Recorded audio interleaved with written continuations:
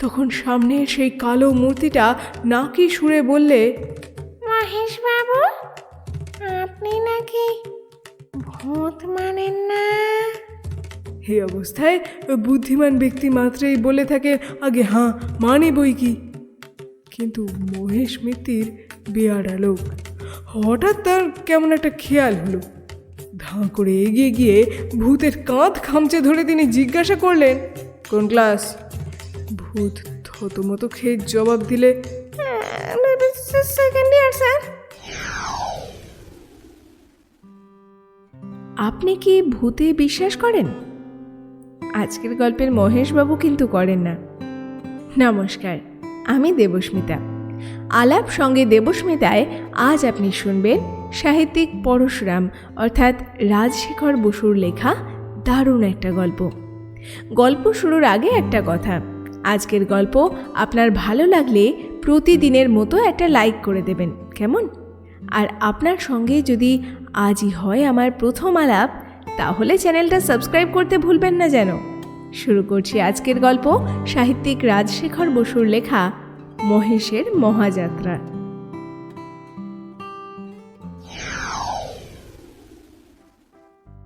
কেদার চাটুর্যে মহাশয় বলিলেন, আজকাল তোমরা সামান্য একটু বিদ্যে শিখে নাস্তিক হয়েছ, কিছুই মানতে চাও না। যখন আরও একটু শিখবে তখন বুঝবে যে আত্মা আছেন, ভূত পেতনি এরাও আছেন, বেমদত্তি কন্দকাটা এরাও আছেন। বংশলোচন বাবুর বৈঠকখানায় গল্প চলিতেছিল। তাহার শালা নগেন বলিল, আচ্ছা বিনোদদা, আপনি ভূতে বিশ্বাস করেন? বিনোদ বলিল, যখন প্রত্যক্ষ দেখব তখন বিশ্বাস করব, তার আগে হ্যাঁ না কিছুই বলতে পারি না। চাটুর্যে বলিলেন, এই বুদ্ধি নিয়ে তুমি ওকালতি করো? বলি তোমার প্রপিতামহকে প্রত্যক্ষ করেছ, ম্যাকডোনাল্ড, চার্চিল, বালডুইনকে দেখেছ, তবে তাদের কথা নিয়ে অত মাতামাতি করো কেন? হ্যাঁ, আচ্ছা আচ্ছা, হার মানছি চাটুর্য মশাই। আপ্তবাক্য মানতে হয়। আরে প্রত্যক্ষ করা কি আর যার তার কম্য? শ্রী ভগবান কখনো কখনো তার ভক্তদের বলেন, দিব্যং দদামি তে চক্ষু। সেই দিব্য দৃষ্টি পেলে তবে সব দেখতে পাওয়া যায়। নগেন জিজ্ঞাসা করিল, আপনি দেখতে পেয়েছেন চাটুর্য মশাই? জ্যাঠামি করিসনি তো। এই কলকাতা শহরে রাস্তায় যারা চলাফেরা করে, কেউ কেরানি, কেউ দোকানি, কেউ মজুর, কেউ আর কিছু। তোমরা ভাবো সবাই বুঝি মানুষ, তা মোটেই নয়। তাদের ভেতর সর্বদাই ২-১০টা ভূত পাওয়া যায়, তবে চিনতে পারা দুষ্কর। এই রকম ভূতের পাল্লায় পড়েছিলেন মহেশ মিত্তির। কে তিনি? জানো না? আমাদের মজিলপুরের চরণ ঘোষের মামার শালা। এককালে তিনি কিছুই মানতেন না, কিন্তু শেষ দশায় তাকেও স্বীকার করতে হয়েছিল। সকলে এক বাক্যে বলিলেন, কি হয়েছিল বলো না চাটুর্য মশাই। চাটুর্যে মশাই হুঁকাটি হাতে তুলিয়া লইয়া বলিতে আরম্ভ করিলেন। ৩০-৪০ বৎসর আগেকার কথা। মহেশ মিত্তির তখন শ্যামবাজারের শিবচন্দ্র কলেজে প্রফেসরি করতেন। অঙ্কের প্রফেসর, অসাধারণ বিদ্যে, কিন্তু প্রচণ্ড নাস্তিক। ভগবান, আত্মা, পরলোক কিছুই মানতেন না। এমনকি স্ত্রী মারা গেলে আর বিবাহ পর্যন্ত করেননি। খাদ্যাখাদ্যের বিচার ছিল না, বলতেন শুয়োর না খেলে হিঁদুর উন্নতির আশা নেই, ওটা বাদ দিয়ে কোনো জাত বড় হতে পারেনি। মহেশের চালচলনের জন্য আত্মীয় স্বজন তাকে এক ঘরে করেছিল, কিন্তু যতই অনাচার করুন তার স্বভাবটা ছিল অকপট। পারতপক্ষে মিথ্যা কথা কইতেন না। তার পরম বন্ধু ছিলেন হরিনাথ কুণ্ডু, তিনিও ওই কলেজের প্রফেসর, ফিলোসফি পড়াতেন। কিন্তু বন্ধু হলে কি হয়, দুজনে হরদম ঝগড়া হতো, কারণ হরিনাথ আর কিছু মানুন বা না মানুন, ভূত মানতেন। তাছাড়া মহেশবাবু অত্যন্ত গম্ভীর প্রকৃতির মানুষ, কেউ তাকে হাসতে দেখেনি। আর হরিনাথ ছিলেন আমোদে লোক, কোথায় কোথায় ঠাট্টা করে বন্ধুকে উদ্ব্যস্ত করতেন। তবু মোটের ওপর তাদের পরস্পরের প্রতি খুব একটা টান ছিল। তখন রাজনীতি চর্চার এত রেওয়াজ ছিল না, আর ভদ্রলোকের ছেলের অন্য চিন্তাও এমন চমৎকারা হয়নি। দু একটা পাশ করতে পারলে যেমন তেমন চাকরি জুটে যেত। লোকের তাই উঁচু দলের বিষয়ে আলোচনা করবার সময় ছিল। ছোকরারা চিন্তা করত বউ ভালোবাসে কি বাসে না, আর যাদের সে সন্দেহ মিটে গিয়েছে তারা মাথা ঘামাতো ভগবান আছেন কি নেই। একদিন কলেজে কাজ ছিল না, অধ্যাপকেরা সকলে মিলে গল্প করছিলেন। গল্পের আরম্ভ যা দিয়েই হোক, মহেশ আর হরিনাথ কথাটা টেনে নিয়ে ভূতে আর ভগবানে হাজির করতেন, কারণ এই নিয়ে তর্ক করাই তাদের অভ্যাস। এই দিনও তাই হয়েছিল। আলোচনা শুরু হয় ঝি চাকরের মাইনে নিয়ে। কলেজের পণ্ডিত দীনবন্ধু বাচস্পতি মশাই দুঃখ করছিলেন। ছোট লোকের লোভ এত বেড়ে গেছে যে আর পেরে ওঠা যায় না। মহেশবাবু বললেন, লোভ সকলেরই বেড়েছে আর বাড়াই উচিত, নইলে মনুষ্যত্বের বিকাশ হবে কিসে? পণ্ডিত মশাই উত্তর দিলেন, লোভে পাপ, পাপে মৃত্যু। মহেশবাবু পাল্টা জবাব দিলেন, লোভ ত্যাগ করলেও মৃত্যুকে ঠেকানো যায় না। তর্কটা তেমন জুৎসই হচ্ছে না দেখে হরিনাথবাবু একটু উস্কে দেবার জন্য বললেন, হ্যাঁ, আমাদের মতো লোকের লোভ হওয়া উচিত মৃত্যুর পরে। মাইনে তো পাই মোটে 2.25, তাতে ইহকালের কটা সখী বা মিটবে। তাই তো পরকালের আশায় বসে আছি, আত্মাটা যদি স্বর্গে গিয়ে একটু ফুর্তি করতে পারে। দীনবন্ধু পণ্ডিত বললেন, কে বললে তুমি স্বর্গে যাবে? আর স্বর্গে তুমি জানোই বা কি? সমস্তই জানি পণ্ডিত মশাই, খাসা জায়গা, না গরম না ঠান্ডা, মন্দাকিনী কুলুকুলু বইছে, তার ধারে ধারে পারিজাতের ঝোপ, সবুজ মাঠের মধ্যেখানে কল্পতরু গাছে আঙুর, বেদানা, আম, রসগোল্লা, কাটলেট সব রকম ফলে আছে। ছিঁড়ো আর খাও। জন কতক ছোকরা দেবদূত গোলাপি উড়ুনি গায়ে দিয়ে সুধার বোতল সাজিয়ে বসে রয়েছে, চাইলেই ফটাফট খুলে দেবে। ওই হোতা কুঞ্জবনে ঝাঁকে ঝাঁকে অপ্সরা ঘুরে বেড়াচ্ছে। দুদণ্ড রসালাপ করো, কেউ কিচ্ছু বলবে না। যত খুশি নাচ দেখো, গান শোনো, আর কালোয়াতি চাও তো নারদমুনির আস্তানায় যাও। মহেশবাবু বললেন, সমস্ত গাঁজা, পরলোক, আত্মা, ভূত, ভগবান কিছুই নেই। ক্ষমতা থাকে প্রমাণ করো। তর্ক জমে উঠল। প্রফেসররা কেউ এক পক্ষে কেউ অপর পক্ষে দাঁড়ালেন। পণ্ডিত মশাই দারুণ অবজ্ঞায় ঠোঁট উল্টে বসে রইলেন। বৃদ্ধ প্রিন্সিপাল যদু স্যান্ডেল রফা করে বললেন, ভূতের তেমন দরকার দেখি না, কিন্তু আত্মা আর ভগবানকে তো বাদ দিলে চলে না। মহেশ মিত্তির বললেন, কেউই নেই, আমি 10 মিনিটের মধ্যে প্রমাণ করে দিচ্ছি। হরিনাথ কুণ্ডু মহা উৎসাহে বন্ধুর পিঠ চাপড়ে বললেন, লেগে যাও লেগে যাও। তারপর মহেশবাবু ফুলস্কেপ কাগজ আর পেন্সিল নিয়ে একটি বিরাট অঙ্ক কষতে লেগে গেলেন। ঈশ্বর, আত্মা আর ভূত এই 3টে রাশি নিয়ে অতি জটিল অঙ্ক। তার গতি বোঝে কার সাধ্য।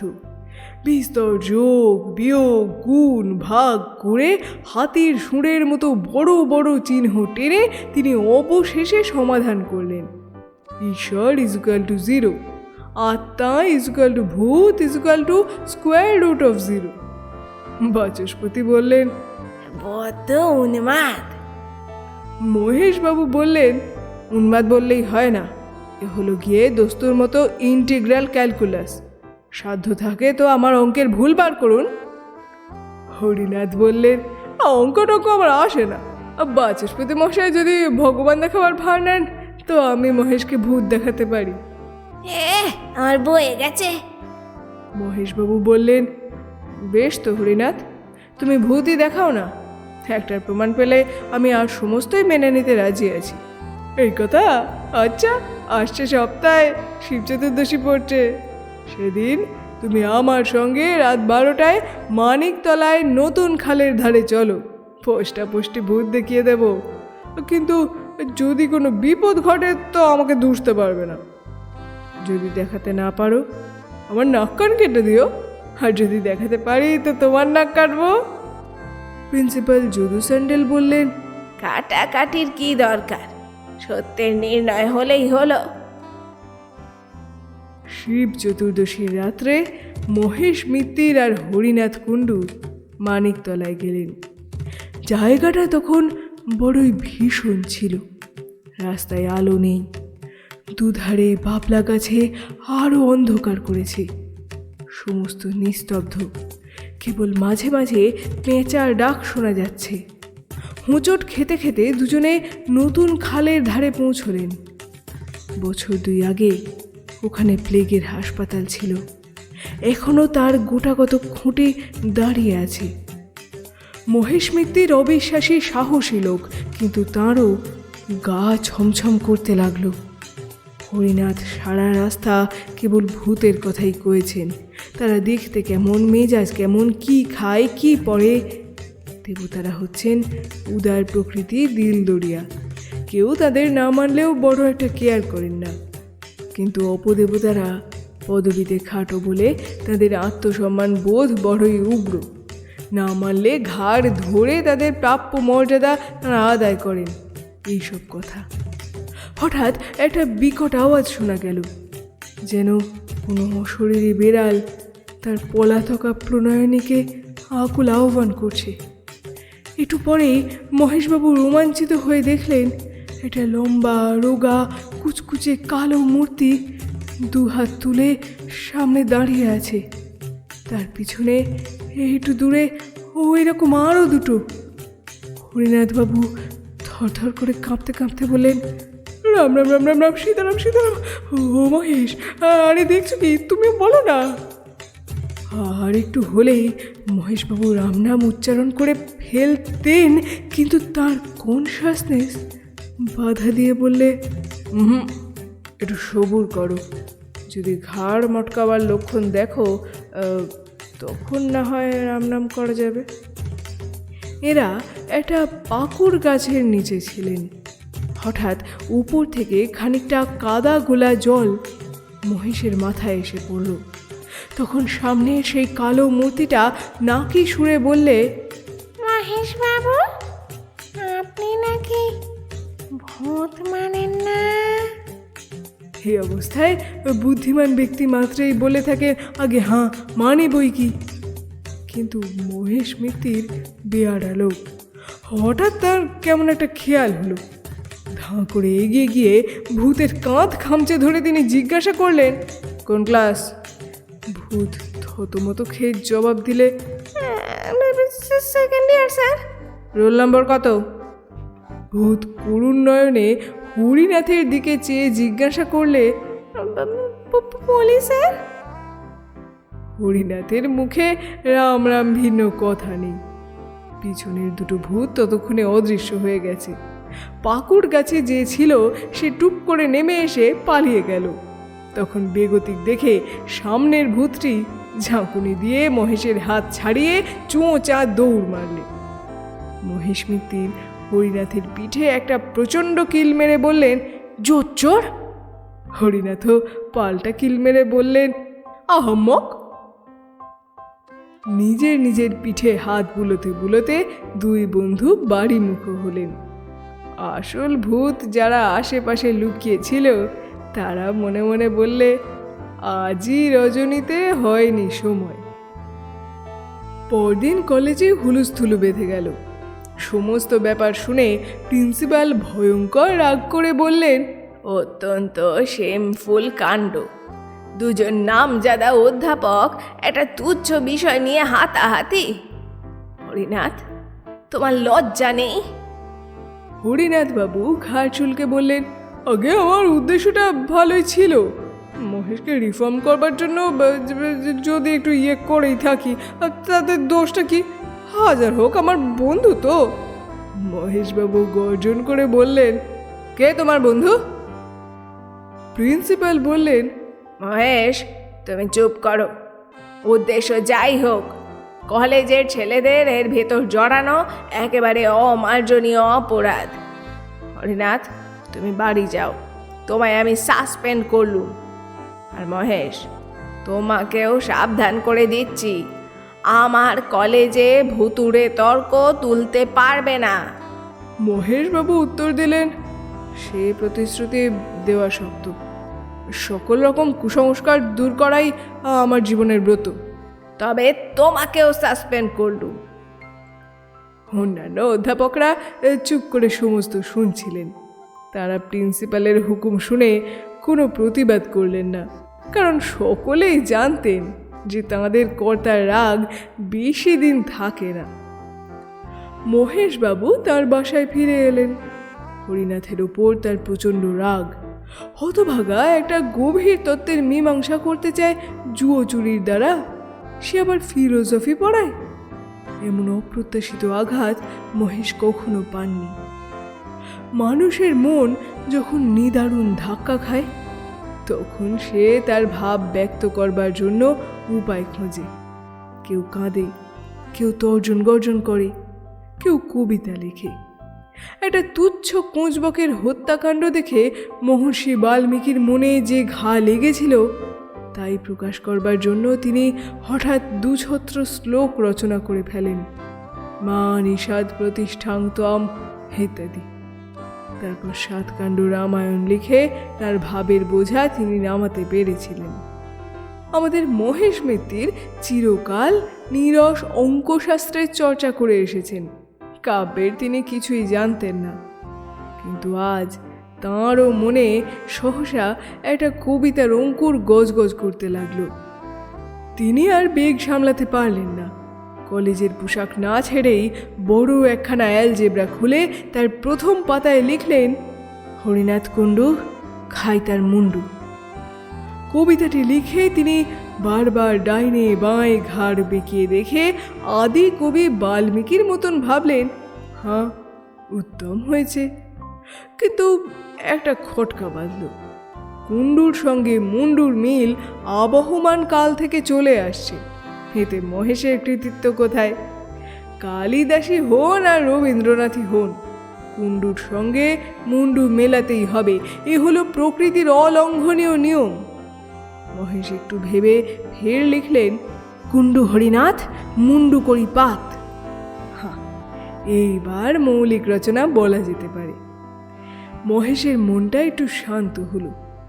কিন্তু কাব্য সরস্বতী একবার যদি কাঁধে ভর করেন, তবে সহজে নামতে চান না। মহেশবাবু লিখতে লাগলেন, হরিনাথ রে, হবি তুই মোড়ে নরকের পোকা, অতিশয় বোকা। নরকে নেই, তার আবার পোকা? মহেশবাবু স্থির করলেন কাব্যে কুসংস্কার নাম দিয়ে তিনি শীঘ্রই একটা প্রবন্ধ রচনা করবেন। তাতে মাইকেল, রবীন্দ্রনাথ কাকেও রেহাই দেবেন না। তারপর তার কবিতার শেষের 4 লাইন কেটে দিয়ে ফের লিখলেন, ওরে হরিনাথ, তোরে করি কাত, পিঠে মারি চড়। এমন সময় মহেশের চাকরটা এসে বললে, বাবু, চা হবে কি দিয়ে? দুধ তো ছিঁড়ে গেছে। মহেশবাবু অন্যমনস্ক হয়ে বললেন, সেলাই করে নে। পিঠে মারি চড়, মুখে গুঁজি খড়, জেলে দেশলাই, আগুন লাগাই। কিন্তু আবার এক বিপত্তি। হরিনাথকে পুড়িয়ে ফেললে জগতের কোনো লাভ হবে না। অনর্থক খানিকটা জান্তব পদার্থ বরবাদ হবে। বরং তার চাইতে, হরিনাথ ওরে পোড়াবো না, তোরে নিয়ে যাব ধাপা, দেব মাটি চাপা, সার হয়ে যাবি, ঢেঁড়স ফলাবি। মহেশবাবু আরও অনেক লাইন রচনা করেছিলেন, তা আমার জানা নেই। কবিতা লিখে খানিকটা উচ্ছ্বাস বেরিয়ে যাওয়ায় তার হৃদয়টা বেশ হালকা হলো। তিনি কাপড় চোপড় ছেড়ে ইজি চেয়ারে শুয়ে ঘুমিয়ে পড়লেন। 3 দিন যেতে না যেতে প্রিন্সিপাল মহেশ আর হরিনাথকে ডেকে পাঠালেন। তারা আবার নিজের নিজের কাজে বহাল হলেন, কিন্তু তাদের বন্ধুত্ব ভেঙে গেল। সহকর্মীরা মিলনের অনেক চেষ্টা করলেন, কিন্তু কোনো ফল হলো না। হরিনাথ বরং একটু সন্ধির আগ্রহ দেখিয়েছিলেন, কিন্তু মহেশ একেবারে পাথরের মতন শক্ত হয়ে রইলেন।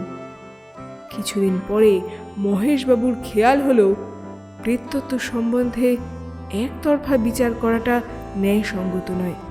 এর অনুকূল প্রমাণ কে কি দিয়েছেন তাও জানা উচিত।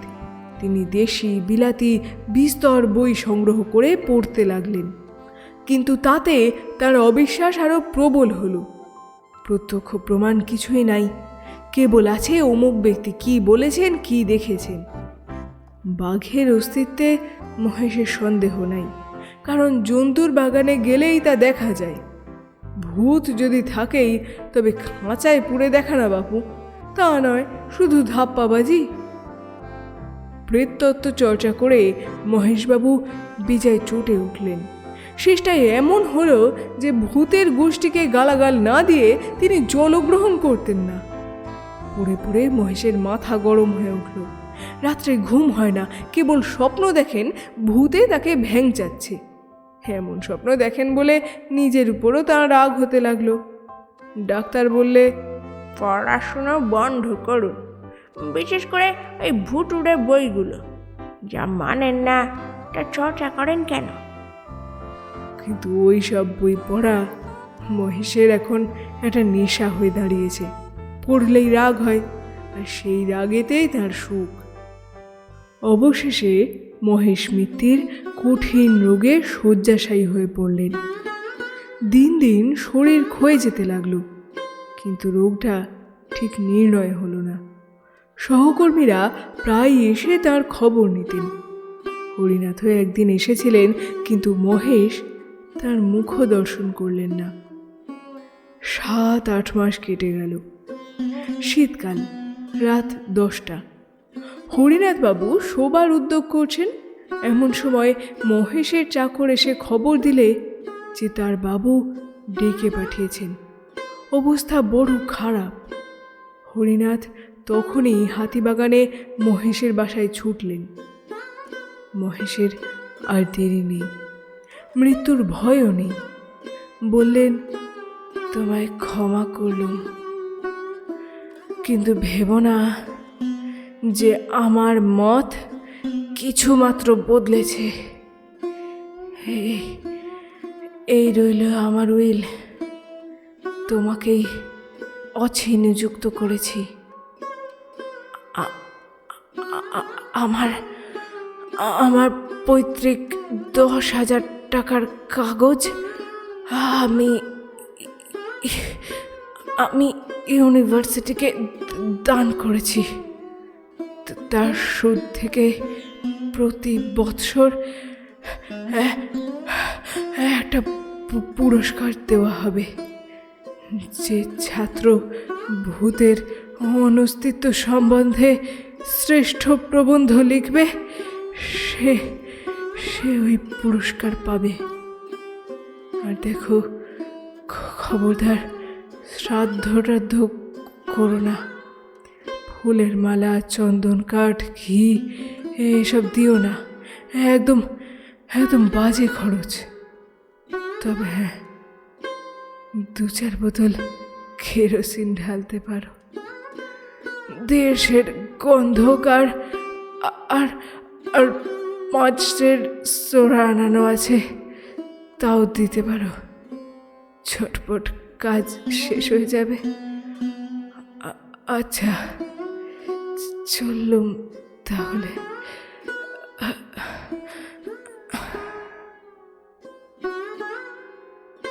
রাত প্রায় 11:30। মহেশের আত্মীয় স্বজন কেউ কলকাতায় নেই, থাকলেও বোধহয় তারা আসতো না। বড়দিনের বন্ধ। কলেজের সহকর্মীরা প্রায় সকলেই অন্যত্র গিয়েছেন। হরিনাথ মহা বিপদে পড়লেন। মহেশবাবু চাকরকে বললেন পাড়ার জনকতক লোক ডেকে আনতে। অনেকক্ষণ পরে দুজন মাতব্বর প্রতিবেশী এলেন। ঘরে ঢুকলেন না, দরজার সামনে দাঁড়িয়ে বললেন, চুপ করে বসে আছেন যে বড়, সৎকারের ব্যবস্থা কি করলেন? হরিনাথ বললেন, আমি একলা মানুষ, আপনাদের ওপরে ভরসা। এই বেলাল্লা হতভাগার লাশ আমরা বইব, হ্যাঁ ইয়ার কি পাইছেন নাকি? এই কথা বলেই তারা সরে পড়লেন। হরিনাথের তখন মনে পড়ল বড় রাস্তার মোড়ে একটা মাঠকোঠায় সাইনবোর্ড দেখেছেন, বৈতরণী সমিতি, ভদ্র মহোদয়গণের দিবারাত্র সস্তায় সৎকার। চাকরকে বসিয়ে রেখে তিনি তখনই সেই সমিতির খোঁজে গেলেন। অনেক চেষ্টায় সমিতি থেকে 3 জন লোক জোগাড় হলো। 15 টাকা পারিশ্রমিক আর শীতের ওষুধ বাবদ 9 শিকে। সমস্ত আয়োজন শেষ হলে হরিনাথ আর তার 3 সঙ্গী খাট কাঁধে নিয়ে রাত 2:30-টের সময় নিমতলায় রওনা হলেন। অমাবস্যার রাত্রি, তার উপর আবার কুয়াশা। হরিনাথের দল কর্নওয়ালিস স্ট্রিট দিয়ে চললেন। গ্যাসের আলো মিটমিট করছে, পথে জনমানব নেই। কাঁধের বোঝা ক্রমেই ভারী বোধ হতে লাগল। হরিনাথ হাঁপিয়ে পড়লেন। বৈতরণী সমিতির সর্দার ত্রিলোচন পাকরাশি বুঝিয়ে দিলেন, এমন হয়েই থাকে, মানুষ মরে গেলে তার উপর জননী বসুন্ধরার টান বাড়ে। হরিনাথ একলা নয়, তাঁর সঙ্গীরা সকলেই সেই শীতে গলদঘর্ম হয়ে উঠল। খাট নামিয়ে খানিক জিরিয়ে আবার যাত্রা। কিন্তু মহেশ মিত্তিরের ভার ক্রমশই বাড়ছে, পার এগোয় না। পাকরাশি বললেন, ঢের বইছি মশাই, কিন্তু এমন জগদ্দল মোড়া কখনো কাঁধে করিনি। দেহটা তো শুকনো, আর লোহা খেতেন বুঝি? 15 টাকায় হবে না মশাই, আরো 5 টাকা চাই। হরিনাথ তাতেই রাজি, কিন্তু সকলে এমন কাবু হয়ে পড়েছে যে 2 পা গিয়ে আবার খাট নামাতে হলো। হরিনাথ ফুটপাতে এলিয়ে পড়লেন। বৈতরণের 3 জন হাঁপাতে হাঁপাতে তামাক টানতে লাগলো। উঠবার উপক্রম করছেন এমন সময় হরিনাথের নজরে পড়ল কুয়াশার ভেতর দিয়ে একটা আবছায়া তাঁদের দিকে এগিয়ে আসছে। কাছে এলে দেখলেন কালো র্যাপার মুড়ি দেওয়া একটা লোক। লোকটি বললে, আপনারা হাঁপিয়ে পড়েছেন দেখছি, বলেন তো আমি কাঁধ দিই? হরিনাথ ভদ্রতার খাতিরে 2 একবার আপত্তি জানালেন, কিন্তু শেষটায় রাজি হলেন। লোকটি কোন জাত তার জিজ্ঞাসা করলেন না, কারণ মহেশ মিত্তির ও বিষয়ে চিরকাল সমদর্শী। এখন তো কথাই নেই। তাছাড়া যে লোক উপযাচক হয়ে শ্মশান যাত্রার সঙ্গী হয় সে তো বান্ধব বটেই। ত্রিলোচন পাকরাশি বললেন, কাঁধ দিতে চাও দাও, কিন্তু বখরা পাবে না তা বলে রাখছি। আগন্তুক বললেন, বখরা চাই না। এবার হরিনাথকে কাঁধ দিতে হলো না, তার জায়গায় নতুন লোকটি দাঁড়ালো। আগের যে যাত্রাটা একটু দ্রুত হলো, কিন্তু কিছুক্ষণ পরে আর পা চলে না, ফের খাট নামিয়ে বিশ্রাম। পাকরাশি বললেন, 20 টাকার কাজ নয় বাবু, এ হলো মোষের গাড়ির বোঝা, আরো 5 টাকা চাই। এমন সময় আবার একজন পথিক এসে উপস্থিত, ঠিক প্রথম লোকটির মতন, কালো রেপার গায়ে। এও খাট বইতে প্রস্তুত। হরিনাথ দ্বিরুক্তি না করে তার সাহায্য নিলেন। এবার পাকরাশি রেহাই পেলেন। খাট চলেছে আর একটু জোরে, কিন্তু কিছুক্ষণ পরে আবার ক্লান্তি। মহেশের ভার অসহ্য হয়ে উঠেছে, তার দেহে কিছু ঢোকেনি তো। খাট নামিয়ে আবার সবাই দম নিতে লাগলো। কে বলে শহুরে লোক স্বার্থপর? আবার একজন সহায় এসে হাজির, সেই কালো র্যাপার গায়ে। হরিনাথের ভাববার অবসর নেই, বললেন, চলো চলো। আবার যাত্রা, আরও একটু জোরে। তারপর ফের খাট নামাতে হলো। এই যে চতুর্থ বাহক এসে হাজির, সেই কালো র্যাপার। এরা কি মহেশকে বইবার জন্যই এই 3 প্রহর রাতে পথে বেরিয়েছে? হরিনাথের আশ্চর্য হবার শক্তি নেই। বললেন, ওঠাও খাট, চলো চলো জলদি। 4 জন অচেনা বাহকের কাঁধে মহেশের খাট চলেছে, পিছনে হরিনাথ আর বৈতরণী সমিতির 3 জন। এইবার গতি বাড়ছে, খাট হনহন করে চলেছে। হরিনাথ আর তার সঙ্গীদের ছুটতে হলো। আরে অত তাড়াতাড়ি কেন, একটু আস্তে চলো। কেই বা কথা শুনে ছুট ছুট। আরে কোথায় নিয়ে যাচ্ছ? থামো থামো, বিন স্ট্রিট ছাড়িয়ে গেলে যে। ও, লোকগুলো কি শুনতে পায় না? ওহে পাকরাশি, থামাও না ওদের। কোথায় পাকরাশি? তিনি বিচক্ষণ লোক, ব্যাপারটা বুঝে টাকার মায়া ত্যাগ করে সদলে পালিয়েছেন। মহেশের খাট তখন তীর বেগে ছুটছে। হরিনাথ পাগলের মতন পিছু পিছু দৌড়চ্ছেন। কর্নওয়ালিস স্ট্রিট, গোলদিঘি, বউবাজারের মোড় সব পার হয়ে গেল। কুয়াশা ভেদ করে সামনের সমস্ত পথ ফুটে উঠেছে। এই পথের কি শেষ নেই? রাস্তা কি উপরে উঠেছে না নিচে নেমেছে? এ কি আলো না অন্ধকার? দূরে ও কি দেখা যাচ্ছে? সমুদ্রের ঢেউ না চোখের ভুল? হরিনাথ ছুটতে ছুটতে নিরন্তর চিৎকার করছেন, থামো থামো।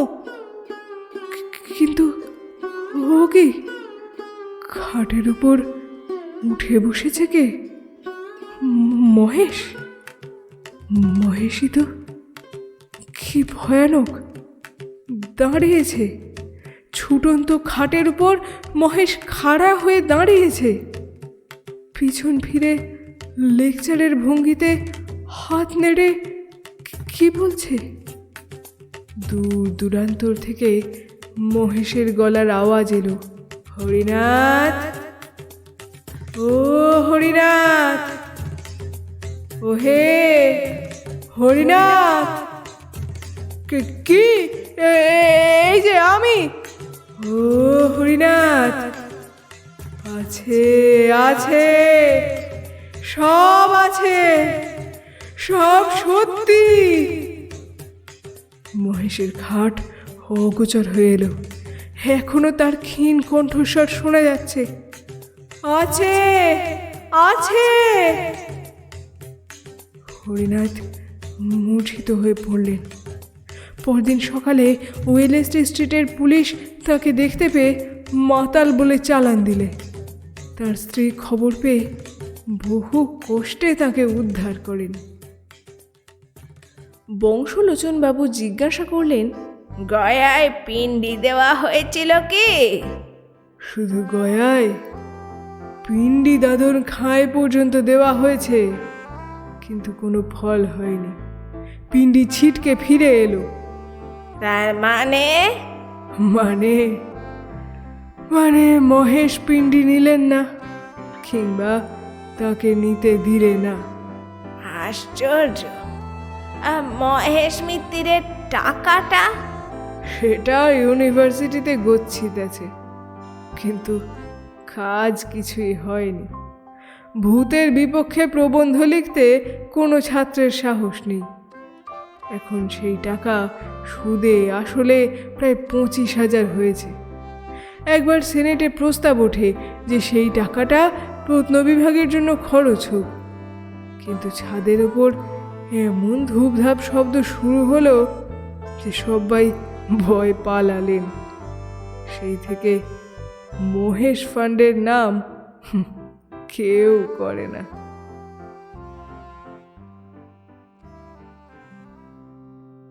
শেষ হলো আজকের গল্প, সাহিত্যিক রাজশেখর বসুর লেখা মহেশের মহাযাত্রা। আজকের গল্প যদি আপনার ভালো লাগে তাহলে অবশ্যই একটা লাইক করে গল্পটা আপনজনদের সঙ্গে শেয়ার করে দেবেন প্লিজ।